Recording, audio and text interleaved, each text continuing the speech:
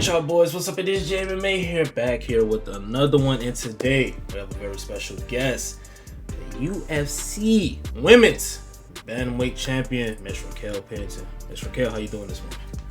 I'm great. How about you? I'm doing well. And first off, I want to ask you, how's life now? You finally got that gold belt. Now I know you've been waiting for a long time to get that. So how does it feel now? It's good, I mean, for me, life on the outside, it's gotten a lot busier. But right now, I mean, I've kind of just been and so with her making her come back, um, I'm playing mama role right now. In between, I'm trying to do media obligations, different things, working on sponsorship stuff. But for the most part, I'm trying to keep life a little chill. Just kind of hang out. Yeah, I feel it. And I want to ask you about the Bueno Silva fight. Going into it, what was like the game plan? Because it clearly looked like you were like really ready for the grappling. It looked like she just wanted to come out and just straight up grapple. Was the game plan to make it just like a straight dog fight? I mean, a fight's a fight. For me, it's kind of focusing on my abilities. You can't control what's going to happen. So obviously, we watched film. We knew that she's, a ground opponent. She loves her jiu-jitsu and stuff. But I mean, I just went in there being myself. I think the biggest thing for me that night was just kind of overcoming another mountain. I actually was super sick going into that fight. So I mean, I wasn't too concerned about her. I was more concerned about if, just the way that I was feeling, if my body was going to withstand possibly 25 minutes. It was an interesting night, to say the least. Yeah, yeah, and I actually want to talk about that fight a little bit more. I don't know if you've seen, but like some of the backlash from that fight, I don't know if you pay attention to it too much, but a lot of people really weren't happy. What you think about that?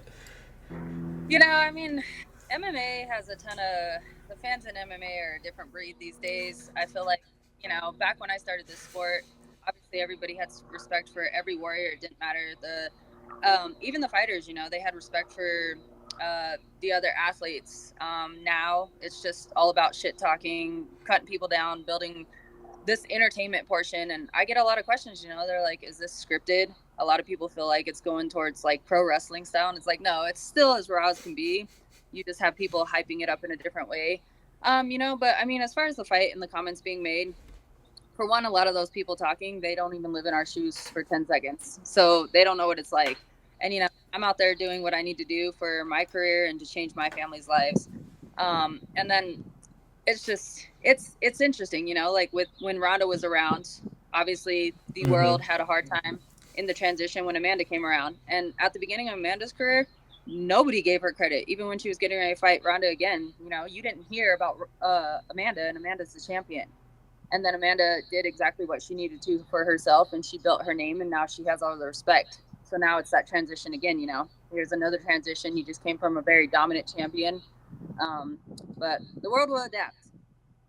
Yeah, yeah, and speaking of the bantamweight division, UFC 300, as you know, PFL, pretty much the face of the PFL. Kayla Harrison, she's making a UFC debut. Holm. Let's be honest. She wins. They're probably gonna you're probably gonna get her next for your first title defense. So like, you really have you even thought about it yet, or you just still soaking it in? No, I've thought about it all. But for me being in this sport for a really long time, for having to work to where I'm at, I never got anything handed to me. Nothing was on the fast track. Like, I worked from the ground up, and that's something to be super proud of. You have some girls that they come in and they have a name behind them, and they kind of get things handed to them, and they get the opportunities presented a lot sooner. Um, so I've thought about it. I feel like they are going to try to fast track her, having a huge name. But in my opinion, I don't think it's fair. And this is me standing up for the rest of the division. You have a lot of athletes who have been busting their ass for a really long time. And, they're trying to get to a certain place. And I feel like they should have that opportunity before somebody just because they have a big name. I understand the business aspect of everything. I understand how the fans want to see certain things. But, just being that athlete who works super hard, like, there's plenty of other ones who have been in the UFC. They've been grinding and they deserve that. Yeah, yeah, for Plus, on top sure. of that, I've been waiting since 2013 for Julianna's ass. So, I was literally about to ask you about that. I know you really do not like Juliana Pena, and she actually, she had her crack at the belt. She lost it in that rematch to Amanda. So if the UFC says we're gonna give you Kayla, you go out there and beat Kayla if she does win. That's saying if she does beat Holly, and then you go out there and beat Kayla. I would assume you're gonna want Juliana next, right? absolutely. Honestly, right now we're planning for Juliana next. But we'll see.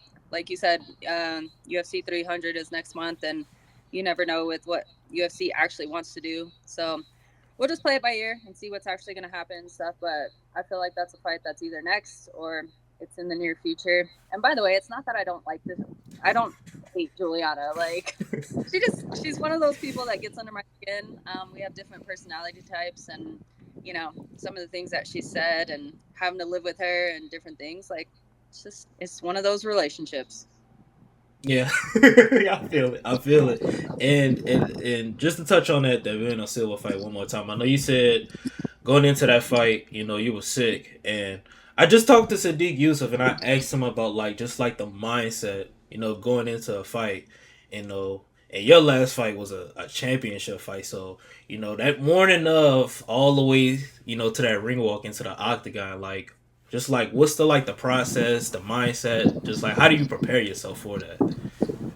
So for this fight, it was a lot different. Obviously, like I said, I woke up super sick. Tisha woke up. Normally, you have the emotions. There's the nerves. There's this random excitement. Um, it's a roller coaster all day. But the way I woke up feeling super sick, I felt like I had razor blades in the back of my throat. I Mm-hmm. already had a headache going on. I had a lot of pressure in my face. I had body aches. And I remember Tecia waking up and she comes up to me and she's like, "Hey, happy fight day. How are you feeling?" And when I tried to speak, she freaked out. And I was like, "Tecia, I don't feel good." So the morning was spent like trying to get my body to cooperate, trying to sweat it out.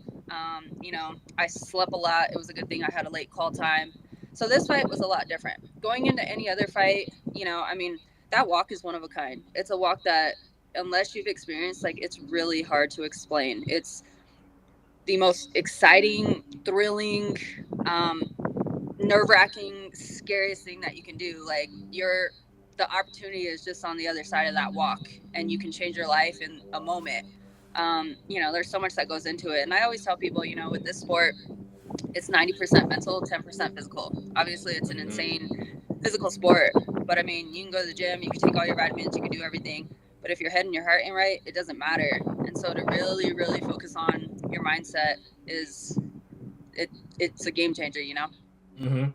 And transitioning along, as you mentioned, you're now a mother, so how is that balancing, trying to raise, your own, trying to be UFC champion? I've heard Cowboy Cerrone, he talked about it with his son. You got Dustin. So and all these guys, they talk about it. It changes their mentality a little bit. Is it kind of like the same for you? Absolutely. It's just a game changer. I feel like I'm in a place, everybody, they talk about us 35-year-old athletes. Dustin just went out there, he got a knockout, he's older, whatever. Like, they act like we're so old.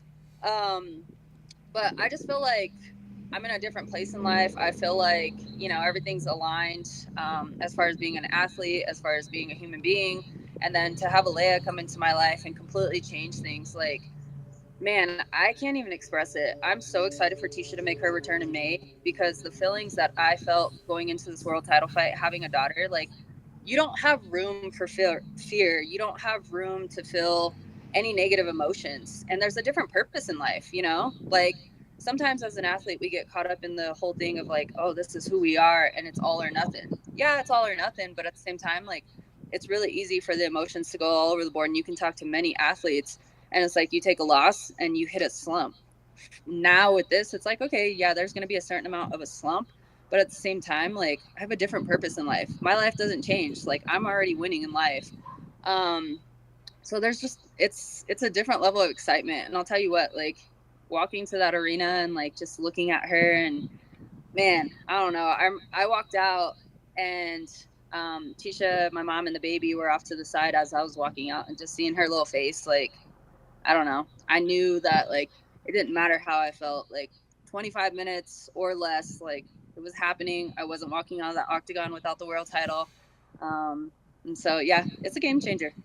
Yeah, and like you mentioned, Tecia is coming back in May. You know, her division, it's kind of stacked. I have to admit, I really do love that division. It's pretty stacked. So you expecting her to? I know it's an obvious question, but I still want to ask it.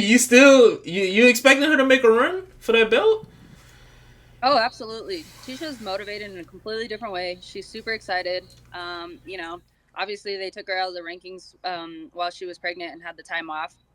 So she's coming back in. Um, but with the career that she's had, I don't see it being like a long delay for her to be able to make that run. But I'm telling you what, like, after seeing me win the world title, after having a baby and becoming a mama, like, yeah, her mentality, like, I've never seen her so motivated to go to the gym. Like, she's just a kid in a candy store, just so excited. It's really cool to see. Yeah, and just a couple more. I don't want to take up too much of your time. The UFC Bantamweight division. I want to go back to that and talk about it. Outside of you, Julianna, Kayla, Holly, Maria Bueno Silva. That's really all I can think of right now. Outside of that, like that top five, the division is a little bit. It gets a shake. It gets a little bit shaky after that. Are you looking to go on like that Amanda type run? I know you're 35 now, so I know you're not trying to stay around too long, but are you looking for that type of Amanda dominance to where she was beating any and everybody just to like prove, because a lot of people say, "Oh, you got to beat the champ to become the champ," and I know you've been hearing, you didn't beat Amanda, you're champion, but you didn't beat her. So, are you looking to, try to prove, that sentiment wrong by just trying to be dominant? Well, like you said, first off, I'm 35. The goalpost is always moving. So obviously, I just hit the ultimate goal, winning the world title, and then now to defend the world title. For me, it's kind of one of those things. I've always been a gamer. I've never turned down a fight that UFC has offered me. I feel like everybody brings a different challenge to the table. They are in the UFC for a reason, whether they're really green or not right now. Like, everybody's going to excel at some point in their career. So I'm not opposed to any fight. But with that being said, like, I mean, there's so much more going on in my life and stuff too. I've been an athlete since I was 5 years old. My body's starting to really feel it. So I have a few fights left, and I feel like that can lock in my position as a world champion. But you never know. It's like, I remember saying, oh, what was it? I was in my 20s and I was like, oh, I'm going to stop fighting probably around like 30, 31. And now I'm 35. So right now I say a couple more fights, but we'll see what happens. Yeah, and last question.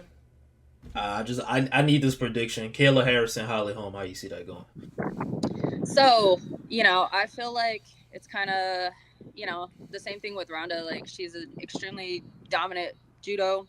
But I always said, if somebody would just let their hands go, it would expose her. And then Holly came out and she let the striking go and exposed her. And then Ronda had a really hard time coming back against Amanda, who did the same exact thing.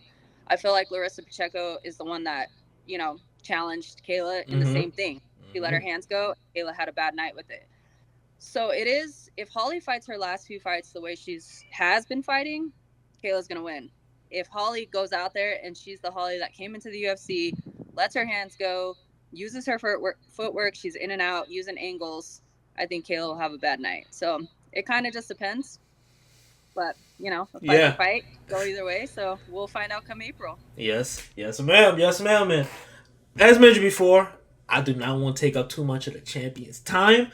But before we go, if you want to let the people know where they can find you on any of your social media platforms. So my Instagram, I'm like, let me think. My Instagram is Raquel Pennington. Um, Twitter is Rocky P MMA. I have one of those. What is it? Treads. Threads. I don't. Yeah, I got that. I don't know. It's connected to my Instagram. I'll put it all on the screen, so you get it wrong, I'll find it.